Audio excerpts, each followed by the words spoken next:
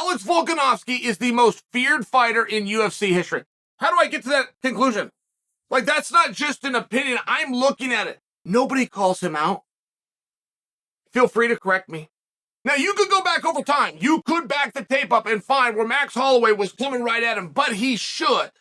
I mean, Max Holloway, before this Volkanovski incident, was the best featherweight ever. People believe this. There was compliments coming on Max. I mean, Max was so good, they were going to move him up and have him take on Khabib. Do you guys remember that? Max was so good, they were going to move him up and have him take on Poirier for the belt. Oh, by the way, they did.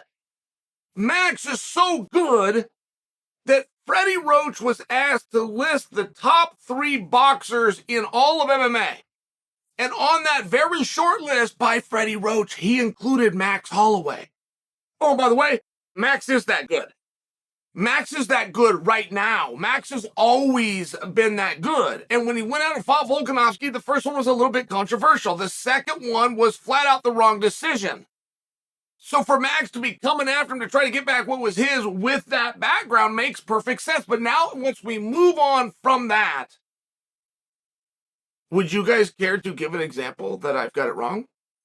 Would you care to tell me somebody that's called out Volk? I mean, that's really an amazing thing. It is to the point that Volkanovski is calling out guys for not calling him out. We've never been in this before. This has never happened. As great as Jon Jones's career was, I can think of people all along that have called him. You're looking at one of them. Look at all the work that Gustafsson did, and then spent 3 years trying to get that rematch, calling him out. I could say that same exact story for Daniel Cormier. I mean, I'm just offering you an example that everyone gets called out. Who called out Volk? As a matter of fact, if we were to back it up, we had Josh Emmett, who many believed was a number 1 contender, myself included. He had done enough, he's going to go fight for the title. But then a week later, it was just 1 week later, Uriel Rodriguez submits Brian Ortega in the first round on ABC. The whole world sees it happen. And all of a sudden, we've got potentially a new number 1 contender. So now Rodriguez and Emmett are going to have to figure this out in the media for Volk's attention. Neither one of them did. I mean, neither one of them did, to the point that Volk said, since neither one of you are saying you want to fight me, why don't you just go fight each other? Volk said this out of disgust. I mean, he truly was irritated. Volk knows where his strengths are, and Billy to fight in one of them. So he'll bring the skills, and he'll bring the record, and he'll bring the title, and he'll even bring the number 1 pound for pound. He'll bring all of these things. You bring me a little bit of attention, and then we can be partners and work together. I respected the hell out of Volk for being able to identify it and know that. And when Volk called them out for not calling him out, guess what happened? They ended up going fighting each other. Volk was right. Why would you make a fight? Why would you make a fight if they don't want to fight? And I'm just bringing to this a really interesting thing, to the point that he leaves the division. Leaves the division, goes up to 155, creates that whole thing on his own. They never said that he was the number 1 contender, never said he was a backup fighter. He demanded those things. We're told to this day, I've said this to you 100 times and it's never been denied. Coach Lima, Charles Oliveira's coach, who has never swerved, never trolled, and never been questioned on this, claims that in the locker room, after Islam took the strap off Charles, the UFC offered Charles a rematch. Why is that relevant? The fight's here, the locker room's here. Why is that relevant? Because right here, the world saw Volkanovski and Islam face to face and agreed to fight. Champion versus champion, a very rare thing in our sport. Daniel Cormier, an organic, real moment. The world saw that, but according to Oliveira's coach, after that and in spite of that, they still offered Charles the match, which means Perth was never going to happen.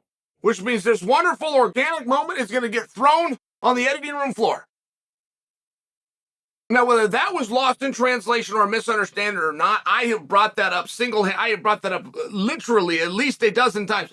Nobody has ever refuted it. Nobody's told me there was a misunderstanding. Nobody's ever backed away from that statement. Nobody within the UFC, nobody within Charles' camps, not even Coach Lima himself, who's the one that made the statement. Therefore, I believe that it happened. That's the point that I'm attempting to make for you. So Volk then decides he's going to come back down. But before he comes back down, sure enough, the suggestion that he made that Emmett and Rodriguez fight did happen, then he only had to go deal with one of them. Now, Volkanovski, this is yesterday. Volkanovski right now, as of yesterday, is mad at Ilia Topuria. He's mad at Ilia Topuria for having such great skills. And Topuria, you guys ever seen Topuria? Oh, God, this guy is just, this is the handsome. He speaks, when he goes on Ariel's show, Topuria is fire. This is Mr. Water Bottle. He was known as Mr. Water Bottle because of the incident with Paddy the Baddy, and Ilia Topuria is kind of a hard name to say. It was easier to go with Mr. Water, but then we find out he's like the baddest dude alive. He's the baddest dude in the division when Volk ain't around. For sure, maybe he's the baddest dude when Volk is around. I mean, that's what the fight is about. When he's not around, Topuria is clearly the #1 contender. But what is arguably the hardest weight in the entire sport, right? It's always been argued between 45 and 55. I'm just saying, Ilia Topuria is something very special, but he also offers a special set of skills. He's good at getting people's attention. He can throw water bottles and get your attention. He can call you out and get your attention. He can go out there, whip somebody's ass and get your attention, and he's not doing it with Volk. Volk has called Topuria out for not calling him out. And it's a fair point by Volk. I also have wondered where the callouts are. Why are you not going after him? Why is this not being built? Why is this not a piece of interest? And the only conclusion that I can come to, the only reasonable conclusion that I can see, is that Volkanovski is the most feared fighter in the history of our sport. I look at Conor McGregor as one of the greats ever. Right? I tell you how hard 45 was in 55. Conor had the interim title. He had the undisputed title. He had the undisputed all at the same time. Getting the attention of the boxing greats. He's going over and doing other sports. I mean, this is how good Conor McGregor was. He was called out all the time. Conor dismissed the call-outs. Red Pennant guy wants to get paid. Conor's not completely wrong. But I'm not wrong, regardless of the motivation, to tell you that throughout his career, he was called out. Francis Ngannou, same boat. George St. Pierre, same boat. I mean, right? Think of some real badasses. Think of some real legit tough guys that you know. Justin Gaethje doesn't get called out very often, but it has happened.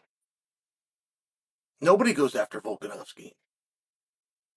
Nobody dares going after Volkanovski. And we got real close with Sterling. Now, Sterling stayed real respectful for obvious reasons. He wasn't there yet. He had some business to attend to with Sean, and he was flirting with the idea of not having to keep on pulling that weight off. And I'm just sharing with you that I can't quite put it in that category because, right, it'd be like if a guy in Bellator called out Volk. Like if there's ways that you can't do it, right, if there's ways that you're not quite in the division yet, we got to understand what counts and what doesn't count.